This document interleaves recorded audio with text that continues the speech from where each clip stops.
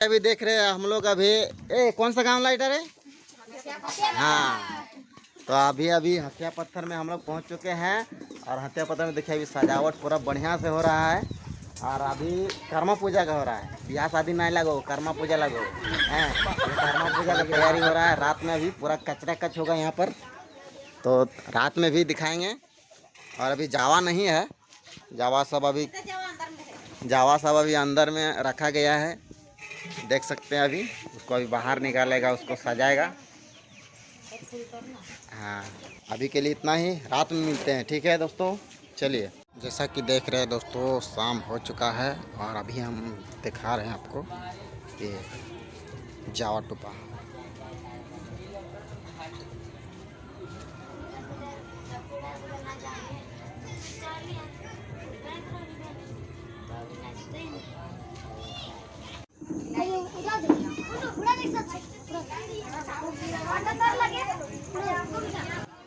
फिलहाल सारे लोग आ चुके हैं, अभी पहुंच चुके हैं यहाँ पर और देखिए सारा भीड़ लग चुका है। जितना भी पर्व करने वाली थी सब पहुंच गए थे।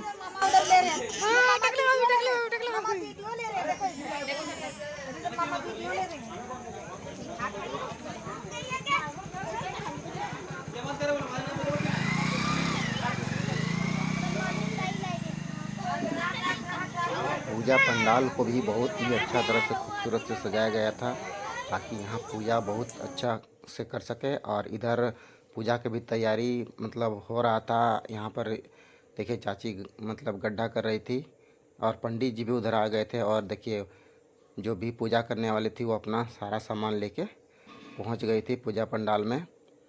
काहे कि देर करने से और रात हो जाता, काहे कि छोटी छोटी बच्चियाँ पूजा कर रही थी। तो इधर चाची गड्ढा कर रही है और उसी गड्ढे में अभी करम डाल को उसमें डालना है। और देखिए जितने भी अपने त्यौहार करने वाली थी, व्रत करने वाली थी, वहाँ पर बैठने के लिए अपना आसन लेते आई थी ताकि वह आराम से बैठ सके। क्योंकि ज़मीन बहुत गीला था, क्योंकि बारिश का दिन था तो ज़मीन बहुत गीला था।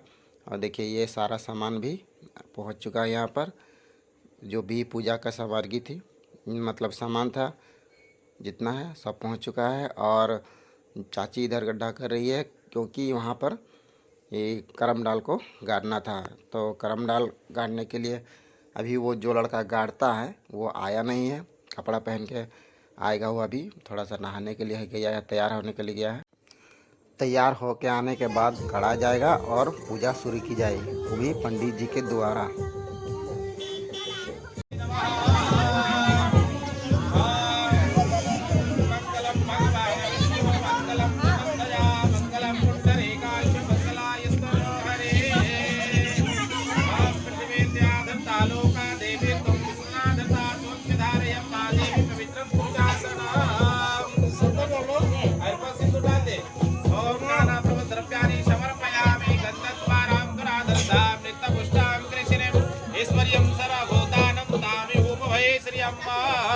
नाना प्रबल द्रव्यानि समर्पयामि।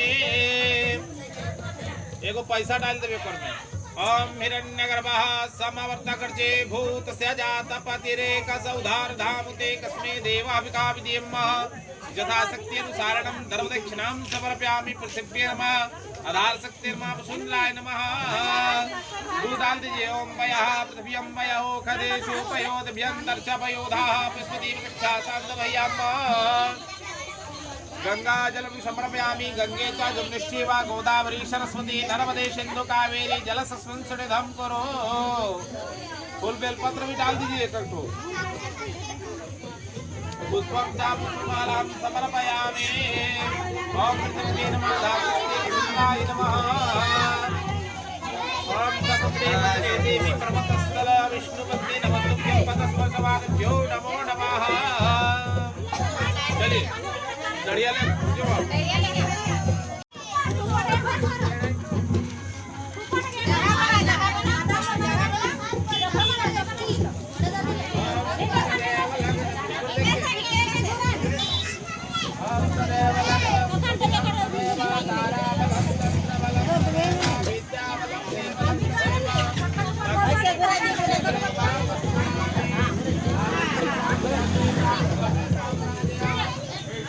मटिया का है।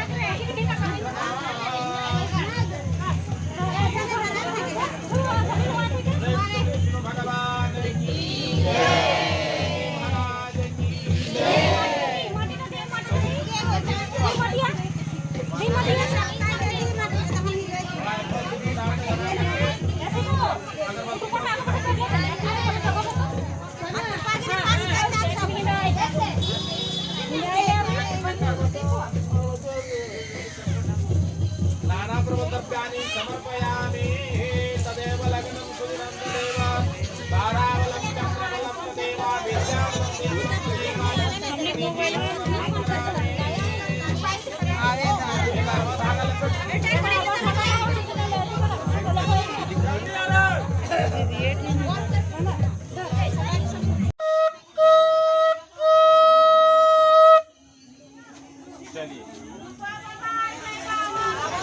काश्यप जी बोलते हैं कि भाद्रपद मास के शुक्ल पक्ष में कर्मा एकादशी तिथि को केवल उपवास मास से स्त्रियां सब पापों से मुक्त हो जाती है।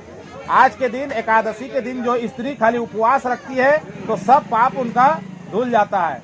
अपने कर्म तथा भ्राता के धर्म प्राप्ति के लिए झूर देव का स्थापन कर 16 प्रकार से पूजन करें। अपने कर्म और भ्राता के धर्म प्राप्ति के लिए इस पूजन को किया जाता है कि हमारा भाई के जो है धर्म बढ़े और हमारा कर्म जो है बढ़िया हो, इसलिए इस पूजन को किया जाता है। विश्वामित्र जी बोलते हैं कि इस व्रत का एक वृत्तांत मैं आप लोगों को सुनाता हूँ, आप लोग ध्यान दे करके सुनेंगे। पहले सतयुग में द्विज शर्मा नाम के एक राजा थे और उनके 2 पुत्र थे। उनका नाम द्विज शर्मा के दोनों पुत्र का नाम क्या था? कर्मा और धर्मा। कुछ समय बीतने के बाद द्विज शर्मा स्वर्ग को प्राप्त कर गए और कर्म और धर्म दोनों भाई घर का कार्य को देखने लगे। धर्म की स्त्री सुंदर स्वभाव वाली तथा पतिव्रता, धर्म का भारी भांति पालन करने वाली थी और कर्मा की स्त्री कर्कश तथा नित्य प्रतिदिन झगड़ा करने वाली थी। धर्मा की स्त्री प्रत्येक वर्ष कर्मा एकादशी व्रत को करती थी और कर्म डार ला करके झूर देव का स्थापन करके पूजन के बाद वह ऋतु फल उस रोज खाती थी। जब पारण करती थी तो वह उस दिन ऋतु फल खाती थी। दूसरे दिन प्रातः काल नित्य कर्म से निवृत्त होकर के दही और भात कर्मी के साग के साथ वह पारण करती थी। जब पूजा खत्म हो जाता है, डार भसा लेते हैं, तो उसके बाद वह क्या करती थी? दही और भात कर्मी के साग, जो हम लोग बोलते हैं इधर कोई साग बोलते हैं देहात में, है ना? हाँ, तो वही साग को वो लोग भक्षण करती, उस रोज भक्षण करती थी।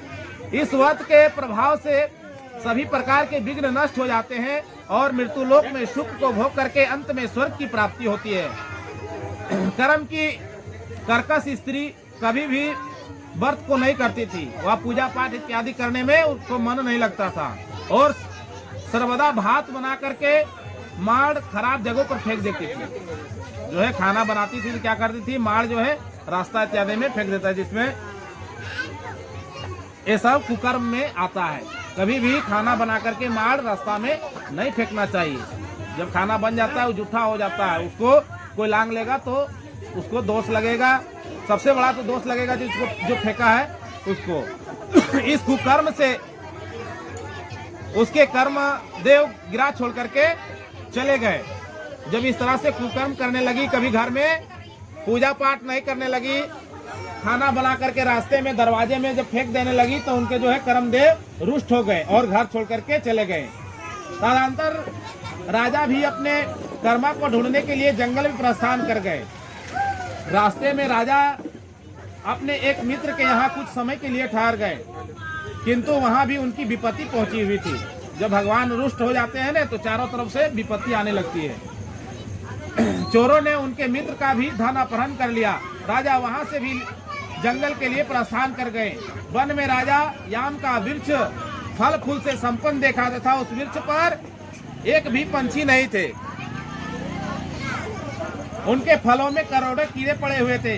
राजा वहां से भी आगे के लिए प्रस्थान कर गए। राजा अपने कर्मा को ढूंढते जा रहे थे कि वन में इधर उधर बछड़े के साथ दौड़ती हुई गाय को देखा। देख करके पूछा कि तुम कर्म को जानती हो? तब गौ माता लोग बोलती है कि मैं कर्मा को नहीं जानती हूँ। राजा व्याकुल होकर के अपने जीवन से निराश होकर के दीर्घ गर्म सांस छोड़ करके जमुना तट पर गिर पड़ते हैं। जब उनको पता नहीं चलते हैं कि हमारे देव जो है कहाँ चले गए हैं, याम के वृक्ष को वह पूछे, उसके बाद गाय को पूछे, तब नहीं बताए तो वह जो है गर्म सांस छोड़ करके गिर पड़ते हैं। तभी ऋषि के स्वरूप में बनाकर उनका कर्मदेव बोले कि इधर आओ, तथा उनका दाहिना हाथ पकड़ करके जमुना में प्रवेश कर गए। तब जब निराश हो गए कि अगर भगवान जान गए कि हमारे भक्ति के लिए और हमारे खोज के लिए ये भक्त हमारे बेहोश पड़ा है, तो इनका हाथ पकड़ करके वह जमुना तट में पहुंच जाते हैं भगवान। वहां जाकर के राजा ने कहा कि हमारे घर को छोड़ करके मेरे कर्मदेव चले गए हैं, इस कारण से मेरी संपूर्ण संपत्ति नष्ट हो गई है। यह सुनकर के कर्मदेव राजा ने बोले कि तुम घर जाकर के भक्ति के साथ कर्मा एकादशी का व्रत करो, इस व्रत के प्रभाव से पापों से छूट करके तुम उत्तम सिद्धि को प्राप्त करोगे। तब भगवान बताते हैं कि तुम जा करके कर्मा एकादशी व्रत को करो तो तुम्हारा जितना धन संपत्ति इत्यादि गया है सब लौट आएगा और तुम उत्तम सिद्धि को प्राप्त करोगे।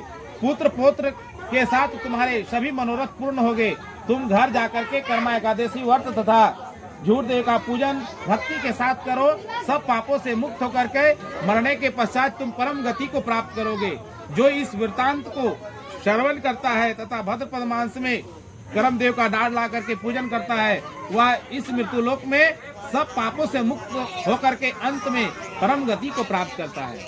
कहने के मतलब है कि पूजा को करने से जितना पाप है सब नष्ट हो जाता है और मरने के पश्चात वह जो है परम गति को प्राप्त होता है। राजा ने ऋषि से पूछा कि हे प्रभु, मैंने वन में जो गाय और वृक्ष देखा, वह वृक्ष कौन था और वह गाय कौन थी? ऋषि बोले कि हे राजन, वह वृक्ष दूसरे जन्म का विद्वान पंडित था, किंतु शास्त्र में निपुण होकर के भी विद्यार्थियों को विद्या दान नहीं करता था। कहने का मतलब है कि अगर जो कोई पढ़ा लिखा आदमी है तो विद्या का अहम नहीं करना चाहिए। अगर कोई कुछ पूछ रहा है, नहीं जान रहा है, तो उसको बता देना चाहिए। उसी तरह एक विद्वान पंडित थे, किंतु शास्त्र को जानते थे, निपुण होकर के भी विद्यार्थियों को विद्या में दान नहीं देते थे। इसी कारण से वह वृक्ष हुआ। जो गाय और बछड़ा तूने देखा है वह पृथ्वी है, उसने पहले किसानों के बीज को चुराया था, इसी कारण से उसका बछड़ा उसका दूध नहीं पीता है। यह कहकर के कर्मदेव अंतर्ध्यान हो गए। राजा ने भी घर जाकर के कर्मा एकादशी व्रत को करना प्रारंभ कर दिया। कर्म मृत्यु लोक में सुख को भोग करके अंत में परम गति को प्राप्त हुए। इसलिए आप लोग भी कर्मा और धर्मा दोनों भाइयों के समान कर्म डाल ला करके भक्ति भाव से 16 प्रकार से पूजन करने चाहिए। धूप दीप नैवेद्य अबीर रोड़ी गुलाल इत्यादि लेकर के भक्ति के साथ में कर्मदेव का पूजन करने चाहिए। उसके बाद कहते हैं कि हे विप्र, यह सब व्रतों में उत्तम व्रत मैंने आपको सुनाया। इस व्रत को करने से मनुष्य सब पापों से छूट जाता है और परम गति को प्राप्त होता है। प्रेम से बोले विष्णु भगवान की जय, गुरुदेव महाराज की जय, कर्मदेव महाराज की जय। चढ़ा दीजिए। ओम मंगलम भगवान विष्णु मंगलम प्रजा मंगलम पुंडरीकाक्ष मंगलायस्तनो हरे।